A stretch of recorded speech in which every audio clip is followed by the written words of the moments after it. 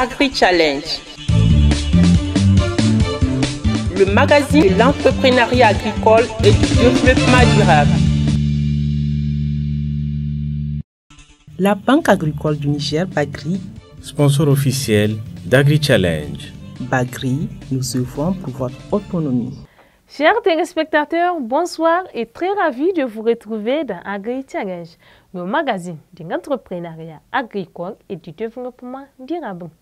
Nous débutons ce numéro d'Agri-Challenge avec un reportage sur le programme d'aménagement hydraulique multi-usage de Koutoumbu pour la réalisation de la sécurité alimentaire au Niger. Financé par l'Union économique et monétaire ouest africaine, IMOA, ce programme est une opportunité pour le village de Koutoumbu, pour la plupart agriculteurs. Aussi, vous aurez un reportage sur l'accompagnement des femmes entrepreneurs. Au Niger, l'entrepreneuriat agricole se développe davantage. Il est l'un des piliers du développement du pays. Pour permettre aux entrepreneurs agricoles de développer davantage leur activité, le réseau des structures d'accompagnement à l'entrepreneuriat au Niger, RESAEN, accompagne les entrepreneurs à atteindre certains de leurs objectifs. Toujours dans ce même numéro d'Agri-Challenge, nous ferons un zoom sur le lancement du fonds Malferré. À travers ce fonds, les organisations paysannes entendent mobiliser une importante somme qui leur permettra d'être actionnaires de la Banque agricole du Niger.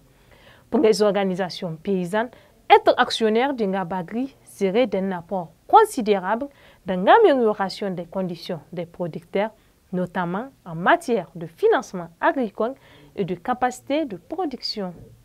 Et nous finirons ce numéro avec un reportage sur la journée Genre et Climat tenue le 13 mai à l'occasion de la Journée nationale de la femme. Organisée par Women Environnement Programme, l'objectif est de sensibiliser les participants sur les grands enjeux du changement climatique tout en prenant les perspectives durables. Avec pour thème les femmes face aux défis du changement climatique, cette journée a été une occasion pour le Women Environnement Programme de montrer la place de la femme dans la préservation de l'environnement. Restez avec nous, chers téléspectateurs, pour 30 minutes de reportage sur l'entrepreneuriat agricole et le développement durable. A tout de suite. Agri-Challenge.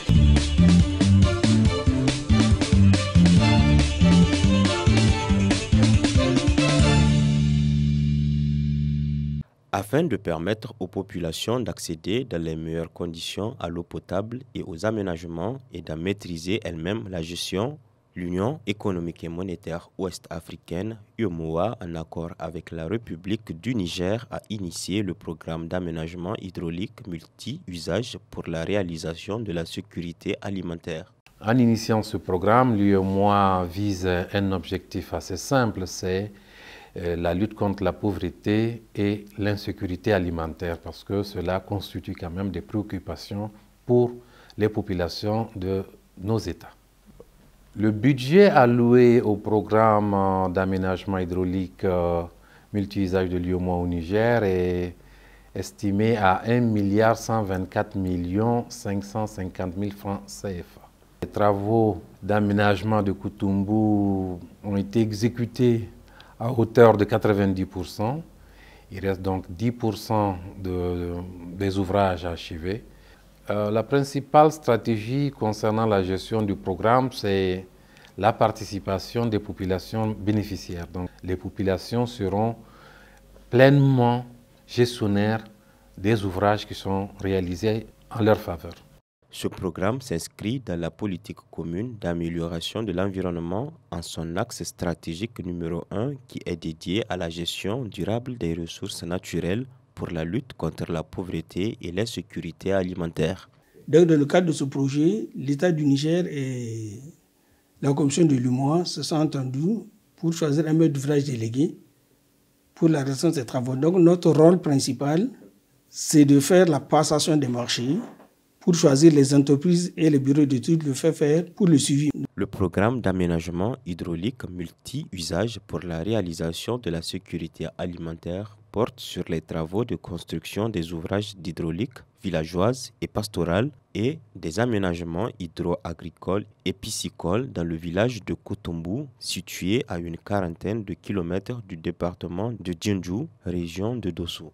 Avant la réalisation de cet important projet, tous les domaines d'utilisation des eaux qui sont en train de trouver leur satisfaction n'avaient pas cette satisfaction. Donc c'est le projet qui a mis en place ces conditions à travers notamment la réalisation de 2 forages à très gros débit, un de 95 m3/h et un de 255 m3/h. Et actuellement, du point de vue approvisionnement en eau potable des populations, par exemple, c'est 3000 personnes qui seront alimentées à partir du système d'approvisionnement en eau potable. Pour ce qui est de l'abreuvement du bétail, c'est environ 5000 unités de bétail tropical qui trouvera également la satisfaction.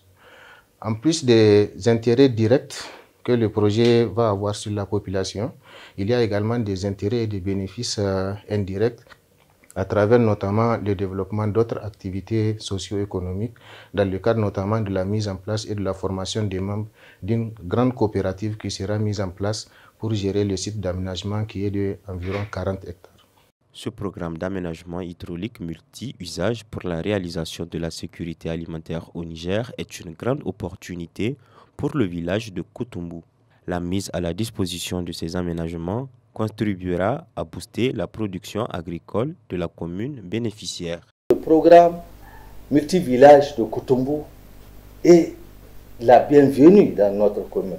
C'est un offre de soulagement pour nos populations. Ça va booster la production agricole, ça va permettre aux éleveurs d'abreuver leurs animaux, ça va permettre aux villages tout autour du village centre qui est le village de Kotombu de pouvoir accéder à l'eau potable.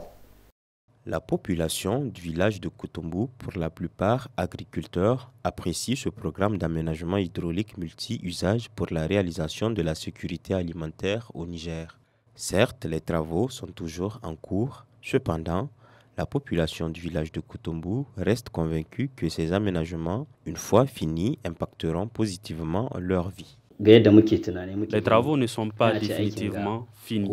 Je suis sûr que quand nous allons commencer à travailler sur ce site, cela nous sera beaucoup profitable et à nos familles aussi. Nous aimons bien faire la pratique agricole et du fait des cultures de contre-saison, nous ne partons plus en exode. Tous les produits maraîchers de la commune proviennent en grande partie de notre village. Nous voulons, dans la mesure du possible, commencer à travailler sur ce site dès que les travaux seront terminés. Aussi, nous remercions les États membres de l'UEMOA qui nous ont permis de bénéficier de ce programme. Une fois les travaux de ce site achevés, nous allons beaucoup en profiter. Nous connaissons la culture de contre-saison. Nous sommes habitués à la faire. Les travaux de construction des ouvrages d'hydraulique villageoise et pastorale, des aménagements hydro-agricoles et piscicoles dans le village de Kotombu permettent aux populations d'accéder dans les meilleures conditions à l'eau potable et aux aménagements hydrauliques multi-usages. Ils contribueront également à booster la production agricole du village de Kotombu. Agri-Challenge. L'entrepreneuriat agricole est l'un des leviers du développement du pays et constitue également une source de revenus pour les entreprises agricoles. Plusieurs entreprises rencontrent des difficultés à développer leur projet entrepreneurial. Cependant, grâce au réseau des structures d'accompagnement à l'entrepreneuriat au Niger, les entrepreneurs évoluant dans l'agrobusiness bénéficient de plusieurs actions d'accompagnement leur permettant d'atteindre certains de leurs objectifs. Le RESAEN en tant que tel, c'est le réseau. Et il est composé de plusieurs structures, dont les centres incubateurs, mais également les cabinets qui apportent de l'appui conseil dans le domaine de l'entrepreneuriat. Donc, selon les structures, vous avez celles qui sont focus sur l'entrepreneuriat des femmes, vous avez celles qui sont focus sur l'entrepreneuriat des jeunes, mais de manière globale, en tout cas, toutes les structures qui font l'accompagnement, aussi bien pour les jeunes que pour les femmes, elles essayent de toucher tous les profils, donc que ça soit le jeune ou la femme sans idée, ces structures ont des outils, les structures ont des modules de formation en éveil entrepreneurial qui puissent permettre à la femme d'avoir des idées d'entrepreneuriat. Si la femme a déjà des idées, les structures ont également les outils pour l'accompagner dans la conception de projet, faire en sorte que l'idée devienne un projet et après le projet devient une entreprise. Maintenant, si c'est une femme qui est déjà porteur d'AGR ou qui entreprend déjà, les structures ont également des modules de formation pour l'accompagner afin de bien asseoir son activité, mais également avoir des outils de gestion au quotidien. On peut faire du coaching pour que la femme puisse mettre en place ces outils et avoir des performances dans l'activité et s'assurer que elle est en train d'aller vers la rentabilité économique et financière pour que l'entreprise puisse prospérer. Aujourd'hui, des entreprises convergent de plus en plus vers l'agrobusiness.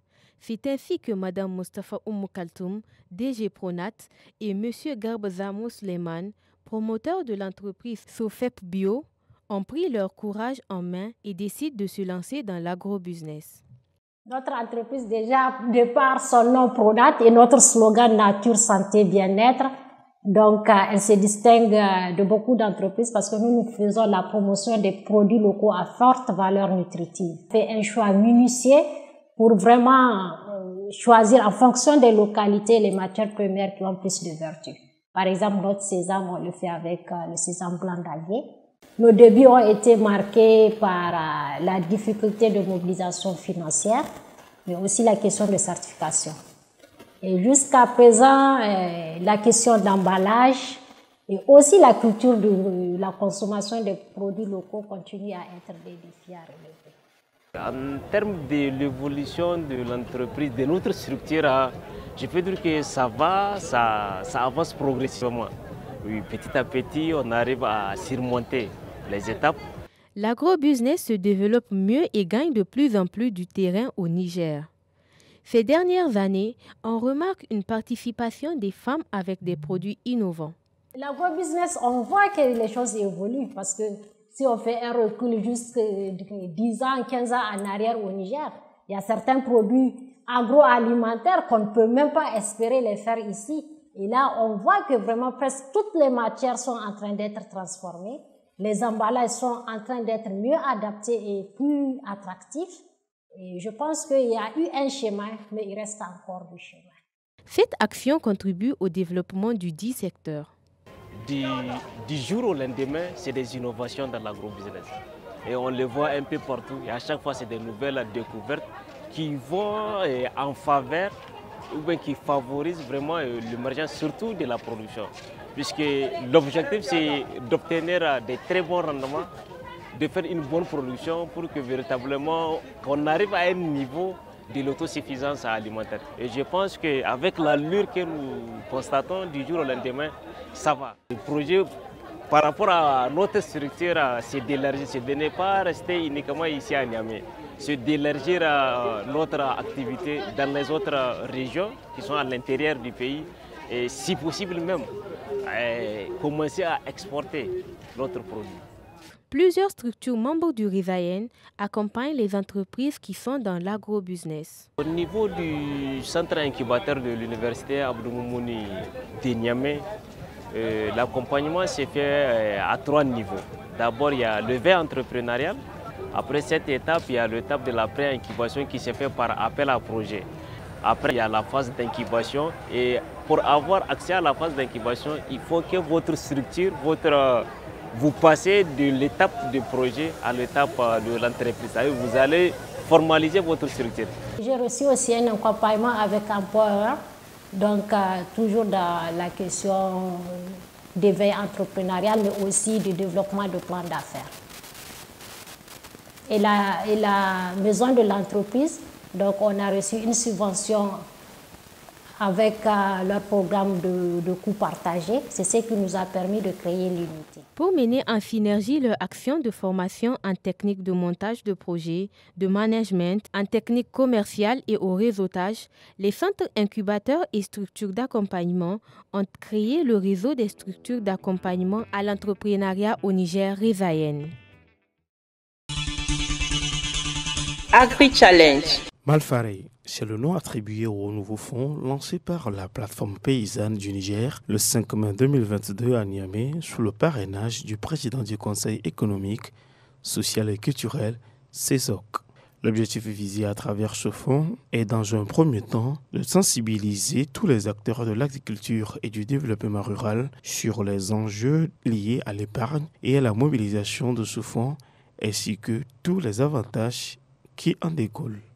Ensuite, à travers ce fonds, la plateforme paysanne entend mobiliser une importante somme qui permettra aux organisations paysannes d'être actionnaires de la Banque agricole du Niger, Bagri. Ceci afin d'apporter leur contribution au financement du secteur agricole et rural et d'assurer une meilleure offre de services financiers aux producteurs. À la création de la Bagri, l'État du Niger avait mis 10 milliards pour créer la banque. Peut-être qu'en son temps, les organisations de producteurs n'avaient pas bien perçu l'enjeu d'être actionnaires dès les premières heures. Alors, à la création de la banque, il devrait y avoir 3 fonds pour que la banque soit une banque agricole. C'était les fonds de calamité, les fonds de bonification et les garanties. Des fonds qu'on n'a pas pu mettre à la disposition jusqu'à là, à la Bagri. Donc du coup, Bagri reste une banque classique. En s'inspirant des expériences des autres pays voisins, notamment le Burkina, le Sénégal, nous, organisations paysannes, nous avons réfléchi et nous avons pensé que nous pouvons mobiliser des ressources pour aller vers cette banque, prendre des actions, être des actionnaires et pouvoir orienter les décisions de la banque. Cette initiative de la plateforme paysanne serait d'un apport considérable dans l'amélioration des conditions des producteurs, notamment en matière de financement agricole et de capacité de production. Pour les autorités locales, cette action cadre avec les efforts du gouvernement dans le développement du secteur agricole et rural. Cette initiative répond à l'une des principales ambitions, celle d'assurer la modernisation et la transformation du monde rural à même de relever les défis liés à l'amélioration de la productivité des terres et du cheptel, la résilience des systèmes de production ainsi que la valeur ajoutée et de la compétitivité des produits agro-silvopastoraux et halieutiques à travers un financement conséquent de l'entrepreneuriat agricole. Cette initiative vient alors à point nommé pour accompagner les efforts de l'État en renforçant des mécanismes existants du financement des PME et PMI comme les facilités offertes à travers le Fonds d'investissement pour la sécurité alimentaire et nutritionnelle FISA. Par du fonds Malfaré, le président du Conseil économique, social et culturel CESOC a tenu dans son discours à rappeler aux producteurs et acteurs du secteur rural toute l'importance de ce fonds. Le Conseil économique, social et culturel CESOC, de par sa position d'institution transversale et sa mission de veille stratégique pour le développement socio-économique de notre pays, se trouve à travers ce parrainage pleinement dans son élément. C'est précisément pour cette raison que nous avons accepté volontiers, avec enthousiasme, de parrainer et soutenir ce projet, à nos yeux, plein de symboles et d'enjeux. Votre démarche, tendant à faire de la plateforme paysanne un acteur majeur avec plus de responsabilités auprès de la banque agricole de notre pays, nous paraît très pertinent et que cette initiative de mobilisation de fonds pour renforcer les capacités de l'institution financière mérite une attention particulière de la part des acteurs du développement rural, des décideurs et des partenaires techniques et financiers. Parmi les programmes phares de notre plan stratégique figure en bonne place la notion de l'actionnariat populaire et l'accroissement du taux de bancarisation au Niger. Plusieurs facteurs expliquent l'idée de création de ce fonds. Pour mobiliser les ressources nécessaires à l'atteinte des objectifs visés, la plateforme paysanne a prévu des actions dans toutes les régions du pays afin de toucher toutes les parties prenantes. Si vous voyez ici, c'est l'ensemble des organisations membres de la plateforme et non membres de la plateforme qui sont là. C'est les responsables qui sont là. Et à partir de demain, nous allons commencer notre caravane sur les 8 régions du Niger pour sensibiliser les gens, pour mobiliser les gens. Mais Monsieur le Président, nous n'attendons pas seulement le Président, les paysans. Nous vous attendons aussi. Et nous attendons aussi d'autres responsables d'institutions pour que, pour une première fois, ou une deuxième, ou une troisième, parce qu'il y avait de Rennes, il y avait d'autres, pour que les Nigériens puissent véritablement venir soutenir le secteur rural pour qu'on mobilise un fonds propre et montrer aux gens qu'il est capable de développer notre Niger avec des fonds propres. La cérémonie du lancement de la création du fonds Malfarei a été un cadre d'information et d'échange avec les acteurs du développement agricole et rural du Niger. L'initiative a été appréciée par des producteurs et autres acteurs présents à la cérémonie. Agri-Challenge. Le vendredi 13 mai 2022, Human Environment Programme in Niger a organisé une journée genre et climat à l'université Abdou-Moumouni de Niamey à l'intention des étudiantes de la faculté d'agronomie et des instituts publics et privés d'enseignement professionnel. Cette journée a été placée sous le thème « Les femmes face aux défis du changement climatique ». Elle vise à sensibiliser les étudiantes aux grands enjeux du changement climatique tout en promouvant les perspectives durables. Parmi les efforts du gouvernement pour l'émancipation de la femme nigérienne figure l'institutionnalisation de la journée de la femme célébrée chaque 13 mai. Celle-ci sert non seulement de carte d'information, de sensibilisation, mais aussi de partage et de réflexion sur diverses thématiques du développement durable. Ce n'est un secret pour personne que le changement climatique constitue l'un des défis majeurs pour l'humanité toute entière, que celle-ci se doit de relever au risque de périr ou de disparaître. Au Niger, le changement climatique se manifeste par des baisses de rendement agricole, des inondations, des sécheresses récurrentes, des températures extrêmes, des feux de brousse, des maladies climato-sensibles, pour ne citer que cela. Ce phénomène, à raison de leur forte corrélation, sont devenus des causes de migration des jeunes, des crimes organisés et des terroristes. Il est aussi évident que l'ampleur et la fréquence accrue des changements climatiques et risques associés affectent plus les femmes et les enfants à raison de leur forte dépendance vis-à-vis des ressources naturelles et de leur vulnérabilité. En effet, les moyens de subsistance des femmes sont fortement liés aux secteurs sensibles au climat comme l'agriculture, l'élevage et les forêts. Par ailleurs, les inégalités dans la répartition des biens et des opportunités entre les genres limitent leur choix dans l'adaptation au changement climatique. C'est donc convaincu du rôle que peuvent jouer les femmes dans la lutte contre le changement climatique que notre pays a pris les mesures juridiques et réglementaires en vue de promouvoir l'égalité des sexes et l'autonomisation des femmes. En particulier, l'adoption d'une loi sur le quota qui est venue rehausser sensiblement la participation de la femme à la vie sociopolitique et économique de notre pays, afin qu'elles puissent pleinement jouer leur rôle d'agent actif dans la riposte face au changement climatique. Le choix de cette journée a bien une connotation, puisqu'elle symbolise aussi la célébration de la Journée nationale de la femme nigérienne. Le changement climatique impacte drastiquement l'agriculture, la faune et la flore et bien d'autres secteurs plaçant la femme dans une situation de vulnérabilité.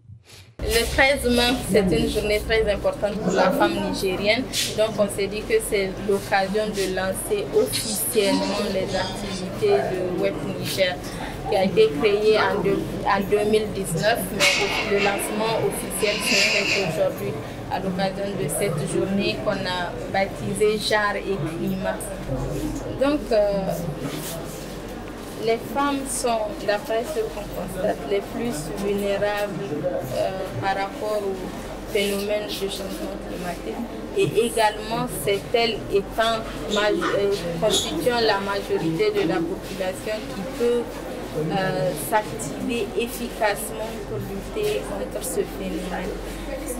Donc, aucun développement durable n'est envisageable sans la pleine participation des femmes. À travers cette journée, Web Niger participe ainsi à éduquer et sensibiliser davantage la population et la gente féminine en particulier face aux aléas climatiques. WEP est une structure, est une association regroupant des hommes et des femmes pour la cause de l'environnement. WEP est présent dans 4 pays, à savoir le Nigeria, Togo, Tunisie et Burkina. Le Niger est le 5e pays. Donc nous travaillons en réseau pour lutter contre les changements climatiques et dans le domaine de l'environnement en général, mais tout en s'attaquant aux impératifs du genre. Donc la vision de WEP, c'est de créer un monde où hommes et femmes peuvent vivre en toute égalité en utilisant ingénieusement l'environnement. Juste après cette journée, nous prévoyons de lancer la campagne « Un arbre pour ma maison et ma rue ». Donc nous allons sensibiliser des femmes rurales à la périphérie ou bien dans les zones reculées qui sont vraiment arides, leur faire comprendre les enjeux et les accompagner sur la manière dont elles peuvent planter les arbres, et on va les soutenir également dans la plantation des arbres, surtout avec cette saison pluvieuse qui s'annonce, ça facilitera l'entretien de ces plantes. Il est prévu au cours de cette journée déjà de montrer l'espace vert qui a été aménagé, qui est constitué d'espèces végétales qui sont en voie de disparition, également d'espèces utiles qu'on peut utiliser comme aliments. Une façon de montrer à la population qu'on peut joindre l'utile à l'agréable en cultivant dans les maisons des espèces qu'ils peuvent consommer. Ensuite, il y a des visites qui sont prévues au niveau de services stratégiques afin que les participants puissent être entretenus sur la contribution nationale déterminée au niveau du ministère de l'Environnement.